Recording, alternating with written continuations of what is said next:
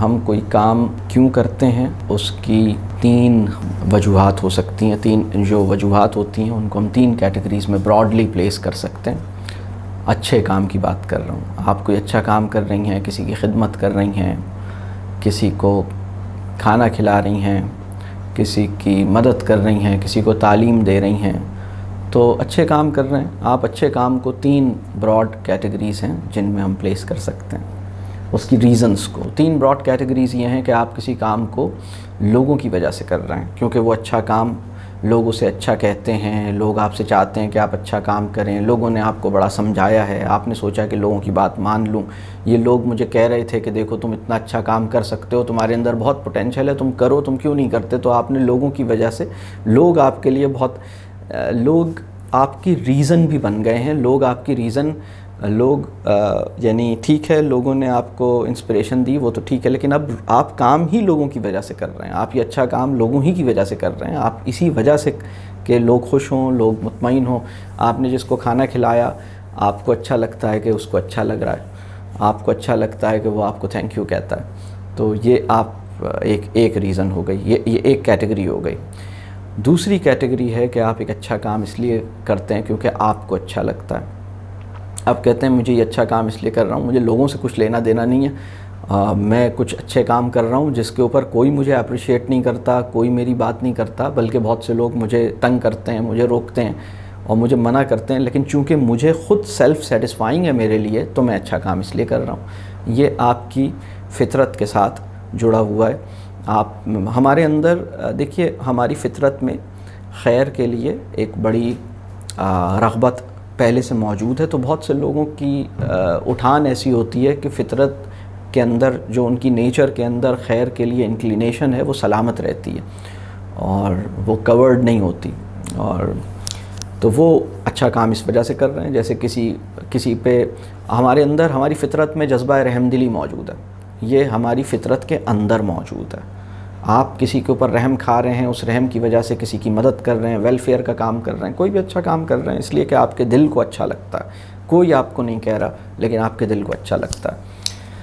اس میں ایک ایگزامپل یہ بھی ہے کہ بھئی آپ نے روڈ پہ کسی اینیمل کو انجرڈ دیکھا اور آپ نے سوچا کہ میں اس کی مدد کروں. آپ نے اس اینیمل کو اٹھا کے اس کو شیلٹر میں پہنچایا, اس کو ٹریٹ کیا, اس کو آپ نے اس کی جو بھی ٹریٹمنٹ ہے آپ نے وہ اس کو دلوائی, آپ نے اس کی ٹیک کیئر کی. یہ حالانکہ کوئی بھی نہیں کہہ رہا تھا, کسی نے بھی نہیں کہا تھا, آپ کو اچھا لگ رہا تھا, آپ کے دل میں تھی اور آپ کو اچھی بات ہے. تیسری وجہ یہ ہے کہ آپ کسی اچھے کام کو اس لیے کرتے ہیں کیونکہ آپ اپنے رب کے سامنے سرخرو ہونا چاہتے ہیں. آپ یہ چاہتے ہیں کہ میرا یہ عمل مجھے اپنے رب سے قریب کر دے. یعنی یہ اپنے, یعنی بس دیکھیں, اس دنیا میں اگر ہمیں کسی سے بڑی محبت ہو جائے تو اس کو پانے کے لیے بھی ہم بہت کچھ کرتے ہیں.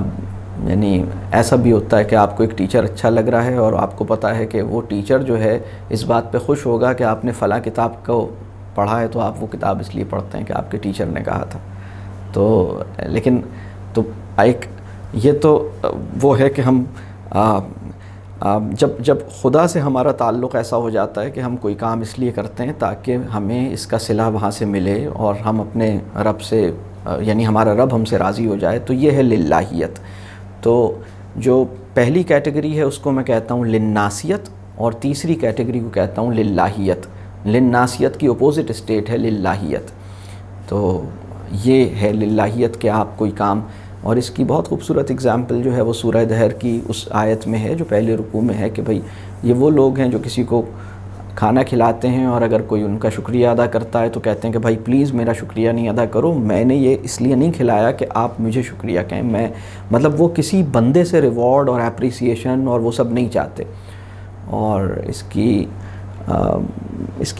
بہت بڑی اگزامپل حضرت ابو بکر کا ایک بڑی عجیب اگزامپل ہے. مطلب عجیب سے مراد بڑی مشکل کام ہے اس طرح کی چیز کرنا. حضرت ابو بکر کی جو بیٹی تھیں, جو رسول اللہ صلی اللہ علیہ وسلم کی وائف تھیں, ان پر کوئی بہت ہی خراب قسم کا کسی نے الزام لگا دیا.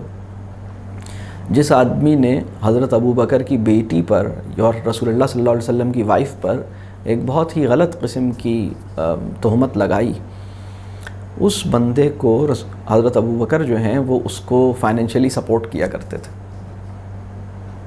اور اس نے یہ کام کیا.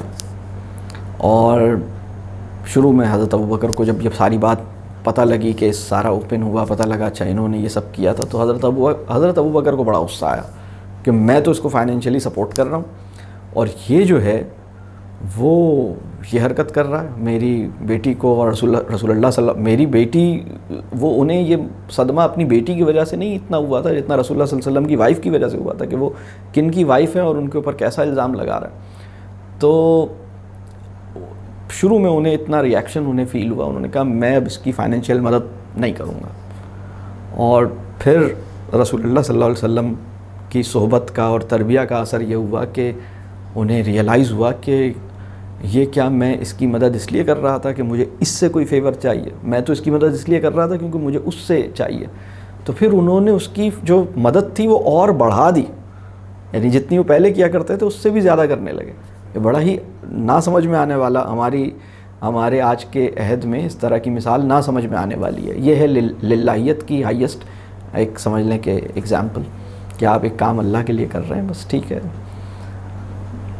اس میں ایک جملہ میں آپ کو بتاؤں، ہماری سوسائٹی، اب وہی بات جو میں تھوڑی دیر پہلے بریک سے پہلے کہہ رہا تھا کہ ہمارے فہم کے اندر کچھ ایسی چیزیں بھری ہوئی ہیں جو ہمیں احسان کی سطح پر رائز ہونے سے روکتی ہیں. اب ان میں سے ایک چیز میں پوائنٹ آؤٹ کرتا ہوں، بالکل ایگزیکٹلی اسی ایگزامپل سے سمجھ میں آ جائے گی کہ بھائی آپ اس کے ساتھ کوئی احسان نہ کریں یا آپ اس کو کوئی اس کی مدد نہ کریں جو احسان فراموش ہے. یہ جملہ سنا ہے آپ نے؟ جو آپ کے احسان کو فراموش کر دے آپ اس کے ساتھ کچھ نہ کریں. یہ جملہ سنا ہے آپ نے؟ اس طرح کی بات سنی ہے؟ یہ ایک وائز وزڈم سیئنگز کے طور پر کاؤنٹ ہوتی ہے ہماری سوسائٹی کے اندر. یہ بات سنی ہے آپ نے کہ اچھا اب آپ یہ جو وزڈم ہے، یہ وزڈم کون سے پیراڈائم کی وزڈم ہے؟ آپ وہ انسان جو آپ کے احسان کو مانتا نہیں ہے اور آپ کے احسان کو بھول جاتا ہے، آپ اس پر کوئی احسان نہ کریں. تو اس کا مطلب یہ ہے کہ آپ صرف ان لوگوں کے ساتھ فیور کریں جو آپ کی فیور کی بیسس پر آپ کو بڑی ویلیو دیتے ہیں اور آپ کو بھی فیور دینا چاہتے ہیں. جو لوگ آپ کو فیور نہیں دیتے اور آپ کی فیور کے بعد آپ کے لیے گریٹفل نہیں ہوتے اور تو آپ ان سے کوئی فیور نہیں کریں. اب یہ ایک بات ہے، کہاں سے آئی ہے بھائی یہ بات؟ یہ ایک لناسیت کے پیراڈائم کے اندر پیدا ہونے والی کہہ لیجئے عقل مندیاں ہیں. یہ میں آپ کو بتاؤں، چالاک ہونا کچھ اور بات ہے اور سمجھدار ہونا کچھ اور بات ہے. اللہ سے دعا کرنی چاہیے کہ اللہ ہمیں چالاک نہ بنائے، اللہ ہمیں سمجھدار بنائے.